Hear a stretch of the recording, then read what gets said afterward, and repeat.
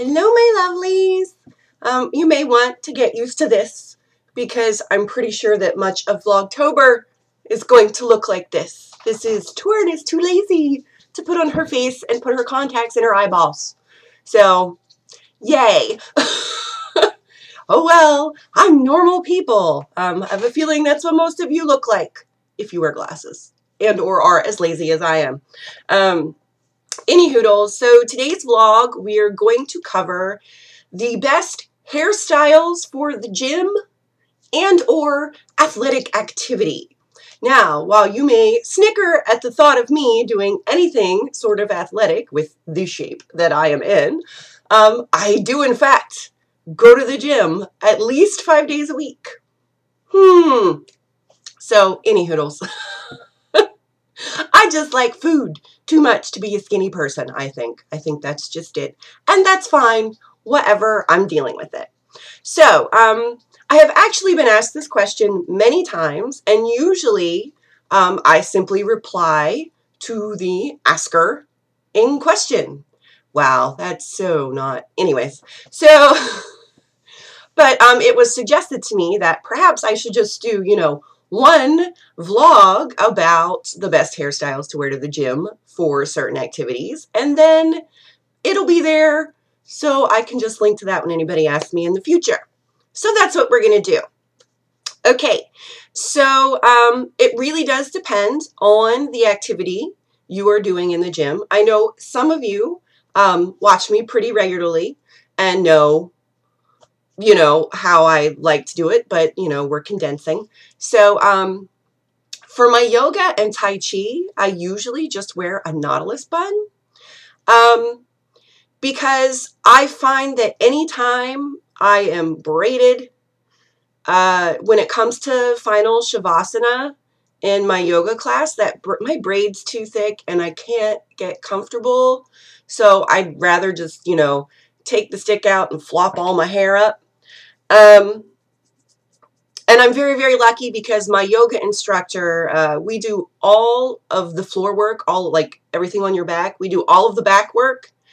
And then we're up and we do, you know, our down dog and all our standing poses and balances and stuff. And then we go back to final Shavasana. So I only have to put my hair back up once. However, a couple of my girls told me that they found it to be a pain in the butt because their yoga instructors are back and forth, you know, up, down, up, down, up, down. So they were having to take their hair out and put it back in, and it was kind of a pain. So there are 3 other hairstyles that you can wear for yoga that aren't too bad for floor work and final Shavasana. Double braids, whether you want to do them just straight English braid or you want to do French or Dutch, they're not too bad to lay flat on your back. French a little more than Dutch because Dutch feels like it pops out more. The only problem I have with those in my regular yoga classes is when I do forward fold, my braids go boom, and I don't know, it just... yeah, they make a lot of noise when they smack the floor. So that's why I usually do a bun.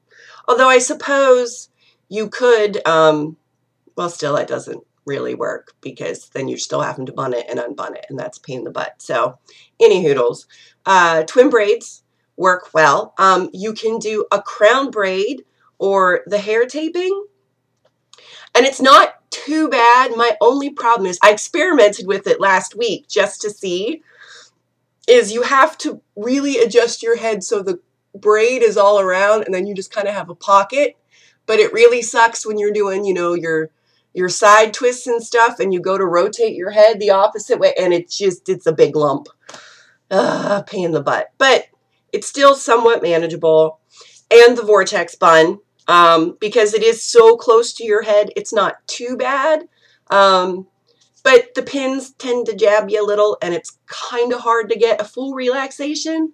So, you know, I would say if you're not able to really do the knotless because you're constantly up and down, I would probably recommend double braids, French, Dutch, or just 2 braids. Just so when you lie back, you can get your head nice and flat on the mat. Okay, that was yoga. Now, for a more cardio style stuff, the #1 hairstyle for cardio is the vortex bun. Anytime you're going to work out in any way, that is probably going to be your best bet. And all of you are lucky because I know most of you that watch my channel have some length of hair. And the vortex bun is doable on pretty much anything. If you can get your hair in a ponytail, you can do a vortex. You may have to do a few more extra braids, but it is really good. I mean, it was developed by Cinnamon Curls, who is a ballerina, a working professional ballerina. If anybody knows how to get your hair up and out of the way, I'm going to go with somebody that's their job every day to pirouette.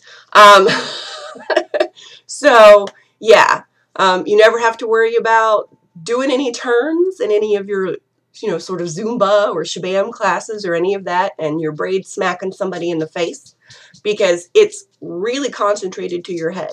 If you are a runner, it does not move. It does not bounce. It doesn't smack you in the back, and all of your hair is up off your neck so that you can, sweat profusely if you are a sweater, like I am.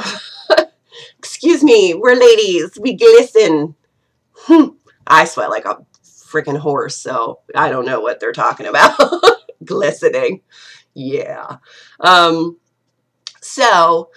I think by and large, the best gym hairstyle, period, is vortex bun.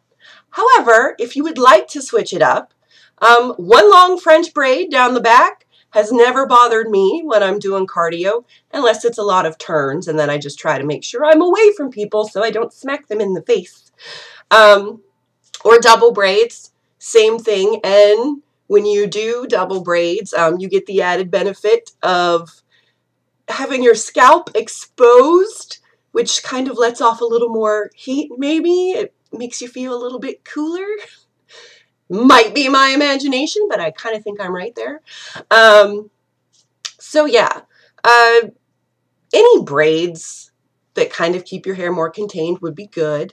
Like a straight ponytail would never, ever be my hairstyle of choice, just because when you start to sweat back here, you're going to end up with a tangled mess where your hair is, whipping around. So I would never actually recommend a ponytail for athletic activity. That's just me. If you braid that pony, you're doing better. Straight up ponytail, never. Just never. As far as other hairstyles, those are the best. Oh, or you could tape it. I do think that is a really good style. Although I will say, if you are going to tape it for activity, what you want to do is actually start with 2 French or Dutch braids, probably Dutch. And then when you wrap your hair up around and sew it down, you can sew it to the braid underneath, and that sucker will not move.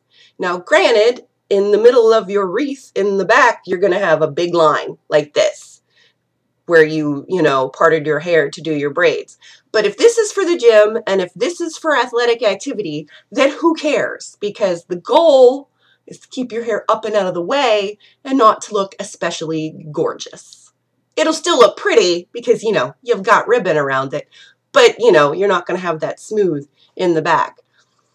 But that is the one, I mean, if you want to tape your hair and it stay for days, then start with Dutch braids and then wrap and then sew them to the braids underneath, and that sucker will not move at all. But yeah, those I think are the best things, the best ways to wear your hair to the gym. They're what I usually do.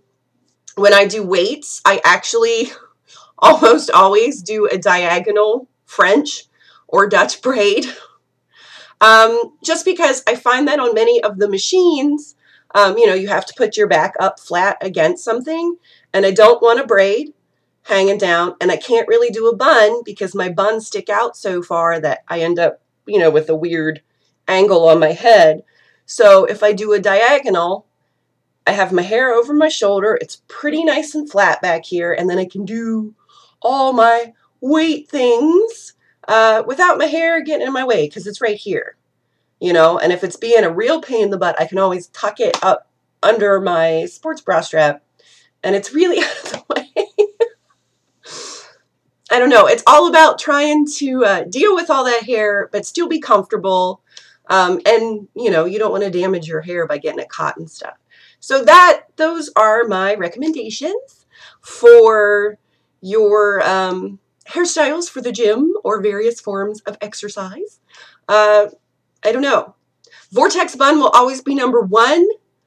Hair taping is probably my second favorite, and then a variety of braids would be my third. My personal preference for yoga is the Nautilus, but that is because, I don't know, because my teacher runs her class a certain way, and that works for me.